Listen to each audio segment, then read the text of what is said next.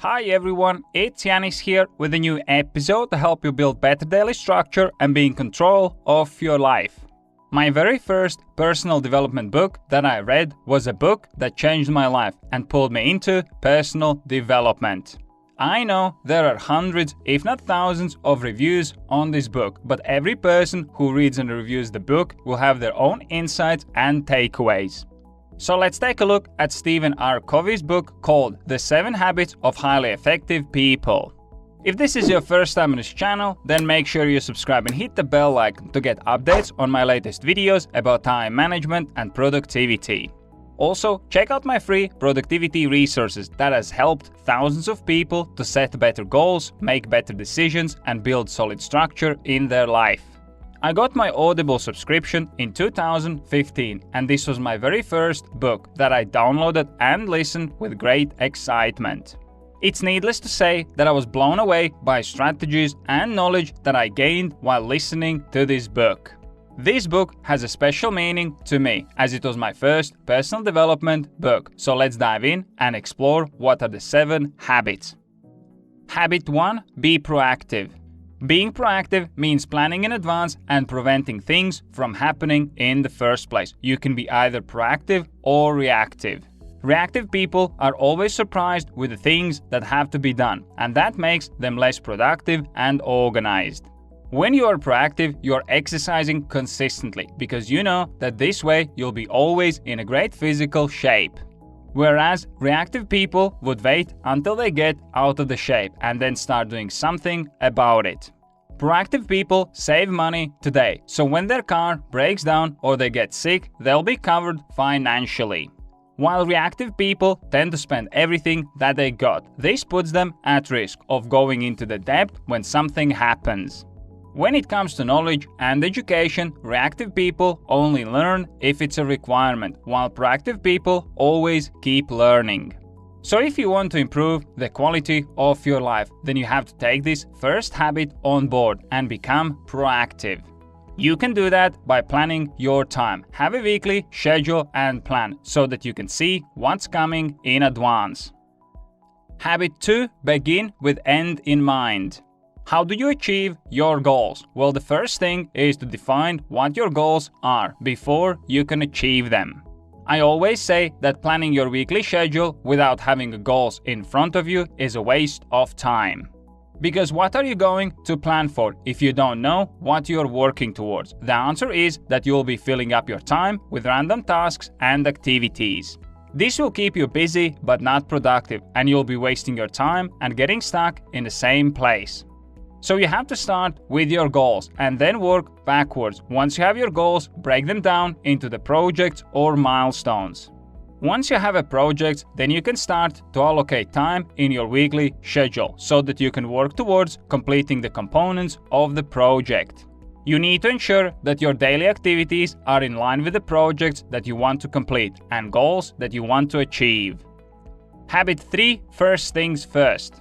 There will be always more things that need to be done and not enough time to do them all, so you have to be selective about where you spend your time and energy. For that reason, the author suggests using the matrix of importance and urgency. The matrix consists from 4 quadrants, so let's take a look at each of them. Quadrant 1, urgent and important. These are things that you have to deal with instantly. Maybe your website is down and you need to call a developer to get it fixed. Quadrant 2, not urgent but important. These are all important tasks like creating content, building systems, and improving processes. Quadrant 3, urgent but not important. We all have things like emails that we feel we have to reply instantly, but they can actually wait till later. Quadrant 4, not urgent and not important. These are mostly distractions, social media, or other time-wasting activities that you should be avoiding.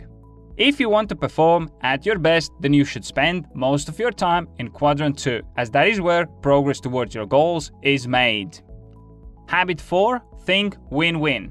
When it comes to building relationships with other people, it's not just important to think about how we will benefit from it. It's more important to focus on how both parties will benefit, because if you only focus on your benefits, then the relationship will not be lasting long. So you have to develop the win-win thinking when you enter new relationships. You might want to start a joint venture with a partner, or it might be a relationship with a new client. Always think about how you can help the other party win, as that will make the relationship last longer and it will be more beneficial for everyone.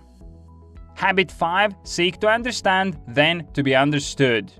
On our everyday basis, we are communicating with other people to solve problems, get new business, and come to conclusions.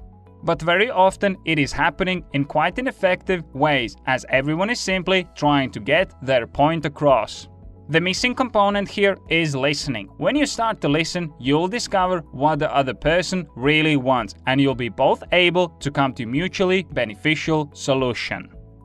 Habit 6. Synergize. This habit is all about understanding that the team working together will be always able to deliver better results compared to when everyone is working on their own. This is because other people can build up on your knowledge and see the shortcomings in your approach, so you'll be able to improve. If you're creating something, then you can highly benefit from having a team around you that helps you in the process. Building a strong team is a fundamental cornerstone behind every company, product, or service. Habit 7. Sharpen the saw. Our ability to complete the tasks and achieve our goals highly depends on how much we know about a particular topic. You might want to write a book, but if you have never written anything before, then you'll find it difficult, while someone who has written 300 blog posts will find it easier. That's why it's important to improve your skills and knowledge. The 7th and last habit is to never stop learning and improving ourselves. You can read books, take online courses, join mastermind groups, or even hire a coach that can help you to improve and achieve your goals. I hope that you enjoyed the 7 Habits of Highly Effective People book summary and you learned something new today. I highly suggest you to read the whole book or get an Audible if you prefer listening, but this book is definitely worth it. If you enjoyed this video, I would really appreciate if you could press the like button, as this will help the video reach more people and spread the message.